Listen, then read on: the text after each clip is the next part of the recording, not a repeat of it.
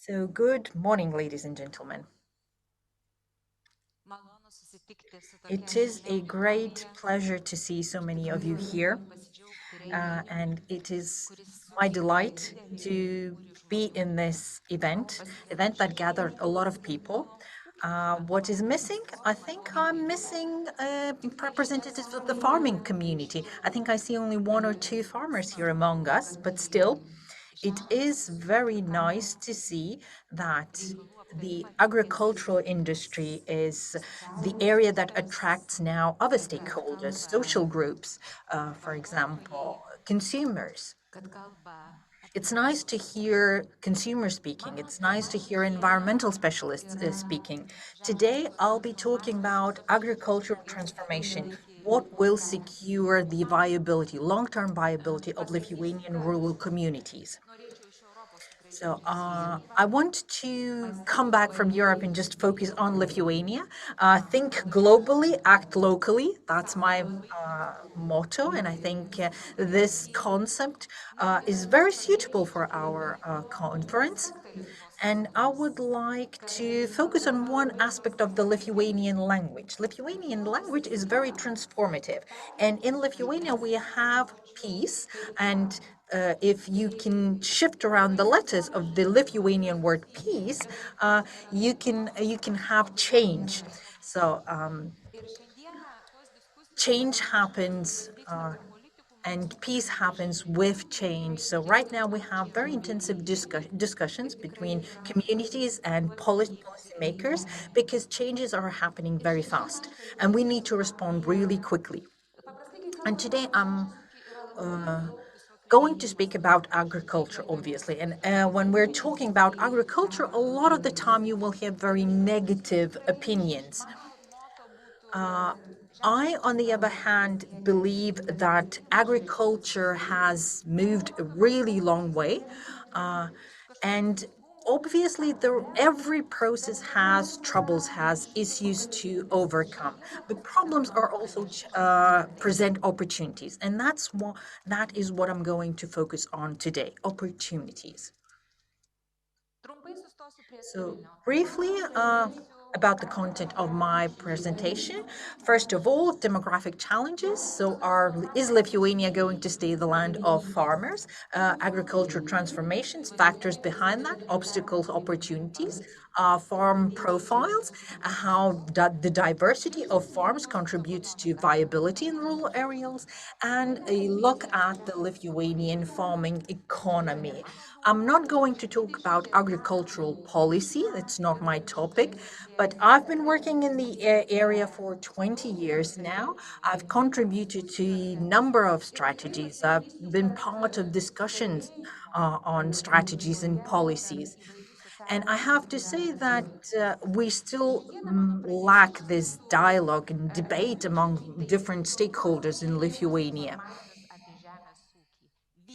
I personally think that I can say only positive things about agriculture, and that my goal would be to have no negative things to say about agriculture. Lithuania is experiencing demographical change. It seems that we woke up and see terrible changes happening. But these demographic changes are very typical of industrialized, very developed countries. So let's not think about the challenge, the issue, but rather an opportunity. So our rural areas are getting older.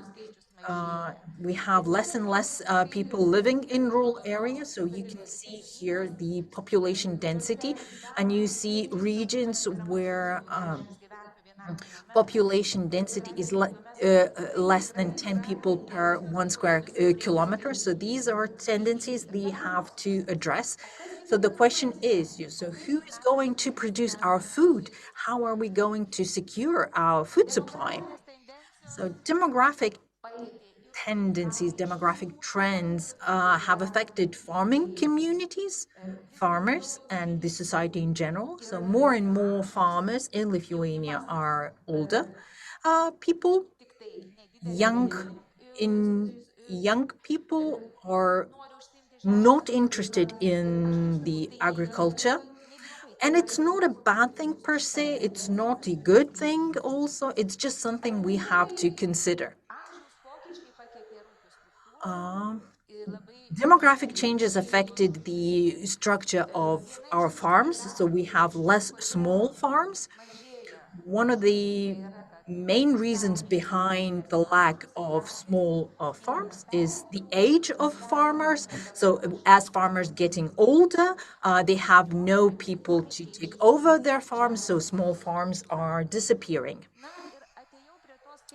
Now I've moved to the slide that hopefully will focus your attention.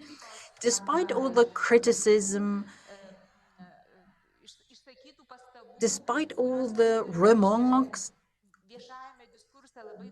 in particular those in the public discourse, we see in the public discourse regarding the agricultural sector, agriculture is transforming. And I think that the changes we're seeing are positive. So when we're looking at the factors and of agriculture transformation, we can see them as a challenge or as an opportunity. So food market is a global market. So, and the global nature of the food market is incompatible with sustainability. So if we are transporting food over long distances, that means food is treated with preservatives. So I think that the market should move away from global market towards localized market. I'm not saying that this it should be just global or it should be just local. No, I think that we just could be focusing more on local markets simply because it's easier for both consumer and farmer. So when we're talking about changes we have to take into consideration, so this is one of them. We have to ensure that our Lithuanian farmers secure food for our own population, that they are able to export. But we have to take into account that the small farms are disappearing, that the structure of farms is disappearing, that it's no longer family businesses, because we used to have family-owned farms, children, parents working together. Now, with demographic changes, that's no longer the issue. Because farms are transforming and the understanding of family is transforming also. Technological innovation increase performance, increase productivity, improve the effectiveness of resource use. We have an expanding range of services to the businesses. So smaller farms are now placed in a are in a better place to engage in farming activities. Social networking create opportunities for farmers and consumers to cooperate. For example, farmers are now able to deliver produce baskets to consumers directly. Consumers can come to farms to pick up their goods as well. Also, we see very rapid servitization of industry and agriculture. So we are moving away from product manufacture production to business model, product plus service. So it seems to me that we have to understand these indicators, these factors, and we have to bear in mind that we are all part of the our agriculture. We are all part of the product process, and we should all take ownership of that process. So how do we combine these transformative factors to ensure viability of our rural areas? We hope that the our farms will keep on producing food, healthy food, fresh food, food that is good to consume. So how do we ensure that?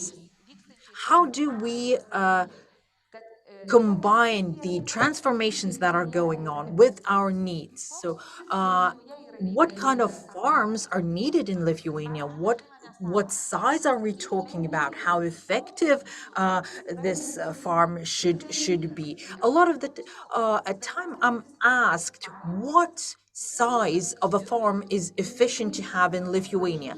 I always say that we need a variety of sizes. I tend to speak about three groups of farms. Farms that are managed by rural or urban residents that engage in agricultural activities in addition to their main profession, let's say. They they work as farmers part-time and so we see a situation where a person has a profession, a vocation, but they also have, let's say, 3 hectares of land and decide that they need some extra money, and they decide to just with little investment, with little assets, to do some farming. They're very flexible. They can shut down the farm. They can resume farming activities. So for them, for this group, farming is an extra activity, maybe a hobby that also allows some additional income. But these farms are not competitive. They're not efficient. But to be completely honest with you, if a farm keeps on operating, that means that a farm is competitive because uncompetitive farms, inefficient farms, totally inefficient farms close down. So I believe that it's still an efficient farm, and it's up to the farmer themselves to decide whether it's worth having a farm or not. The second group is commercial family farms where family members work in the farm. This is very traditional to Lithuania. We have family farms. And mainly the staff, the workforce in that farm are family members. They employ few people from the outside. And for those farms, for those farmers, the first motive, sort of the first incentive to do farming is just to restore family farming traditions, revive farming traditions. And then we have a third group of farms, and that is industrial farms, a lot of the time managed by investors. And this is a type of farm where you invest to generate profit. If I were to answer the question, what farms do we need? I would say we need a good proportion of these 30, 30, 30. And I think that all three groups of farms are essential when we want to ensure viability of our rural communities. Uh, these farms have potential to contribute to strengthening the viability of our rural areas, even if we have small family farms or farms where people take up farming just part-time. They still have potential to reduce the risks of losing an income source. They also attract new residents to rural communities. They create a production variety for consumers. Commercial family farms, they create added value in the community where they live and where the farms are located. These commercial family-based farms also spend money in the community. They earn from community, but they also give back that money to community. They also create habits for children and young people to farm. They foster and strengthen local communities. Industrial farms. What do these do and how they contribute to our economy? They, first of all, introduce innovation and managerial methods applied in other businesses. They increase export potentials, and they also employ people.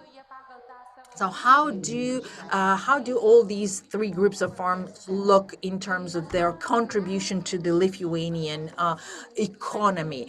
We see that 88% of farms in Lithuania are farms that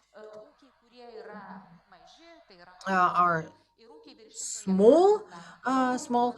Only 4% of our farms are over 100 hectares. Agriculture generates, one way or another, income for 113,000 people in the country. I believe that this is a very important sector for people's income. 60% of rural residents work in small farms, and we have to take this into consideration. How does our produce look like? And a lot of the time, the argument is that small farms don't produce enough. So you have here two diagrams showing the size of the land used and standard production. So this allows comparisons between different farms, and you see a rather consistent distribution. You see that all farms produce food, and they supply that food on our to our tables. So there are things to be proud about when we talk about our agricultural sector. I often hear about poor results of our farmers and the and only obstacles that our farmers face. Yes, when you look at statistical indicators, a lot of the time you can see only past results. But I think that our agricultural sector has made a giant leap forward. Right now, agricultural sector is experiencing a lot of difficulties, but in general, we're not outsiders. We're just in the middle when it comes to the European context. Here you can see a farm turnover in 2021. We were in the middle. Asset return on assets in terms of net income, and we're not behind anymore. We are even better than average farms in Lithuania. So these are things to be proud about and to be happy about. So as far as I'm concerned, every farm matters. Thank you very much.